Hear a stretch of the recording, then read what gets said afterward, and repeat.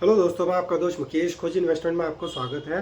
2025 में अभी नाटो की जो एक समिट हुई उसमें ये ऐलान किया गया है। अमेरिका के जो डोनाल्ड ट्रंप है राष्ट्रपति, उन्होंने ये प्रस्ताव रखा था कि जो आने वाले 2035 तक नाटो जो अपने सैन्य खर्च है उसको बढ़ाए और वो जीडीपी का 5% कर दे।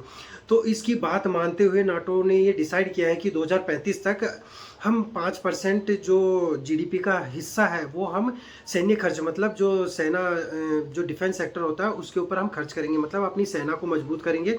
वो तीनों सेनाएं हो सकती है, उस पर अच्छा खासा पैसा खर्च किया जाएगा, जीडीपी का 5%। तो इसमें भारत का क्या बेनिफिट हो सकता है? भारत का ये बेनिफिट हो सकता है कि जो नाटो के सदस्य हैं, जैसे हमारे हो गए ग्रीस हो गया, पोलैंड हो गया, रोमानिया हो गया, फ्रांस हो गया, तो हम मेजरली इन्हीं के साथ ज़्यादातर डील करते हैं। तो हमें ग्रीस के साथ मिलकर के हथियारों की डील कर सकते हैं। और इसके बाद अगर हम पोलैंड की बात करें तो पोलैंड हमारे स्मॉल आर्म्स और 155 mm की जो शेल्स होती है उसका खरीदार बन सकता है हमारा। और इसके बाद अगर हम बात करें रोमानिया की, तो रोमानिया हमारे जो राडार है और ड्रोन सिस्टम है उसके लिए एक बाजार विकसित कर सकता है। वहाँ पर हमारे जो ड्रोन्स और वो है वो अच्छे खासे लेवल पर वहाँ पर मतलब बिक सकते हैं, यहाँ से निर्यात हो सकते हैं। उसके लिए एक बाजार अलग से क्रिएट हो सकता है। अगर मैं बात करूँ फ्रांस, तो फ्रांस तो इतनी अच्छी डेवलप कंट्री है कि जिसके साथ हम मिलकर हथियारों का विकास कर सकते हैं, अच्छे अच्छे हथियार बना सकते हैं।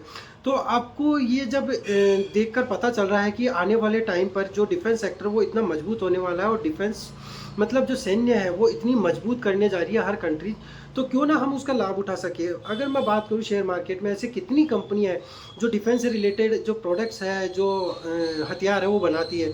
तो ऐसी सेंट्रल गवर्नमेंट भी है जो बहुत सपोर्ट कर रही है और जो नए नए स्टार्टअप्स आ रहे हैं उसको भी बहुत सपोर्ट मिल रहा है। तो आज की डेट में आपको बस इतना सा करना है कि ऐसे कौन से डिफेंस सेक्टर है जो इतना अच्छा काम कर रहे हैं और जो निर्यात भी कर रहे हैं, जिनके जो प्रोडक्ट्स है और जिनके जो हथियार है वो बाहर के देश खरीद भी रहे हैं। तो आपको ऐसी कंपनियों को ढूंढना है, उन कंपनियों के फंडामेंटल एनालिसिस करने हैं, और फंडामेंटल एनालिसिस करने के बाद आप उसमें लॉन्ग टर्म के लिए इन्वेस्टमेंट कर सकते हैं और अच्छा प्रॉफिट कमा सकते हैं। जानकारी अच्छी लगी हो तो आप लाइक कर सकते हैं और मेरे चैनल को सब्सक्राइब कर सकते हैं। Thank you guys, thank you so much.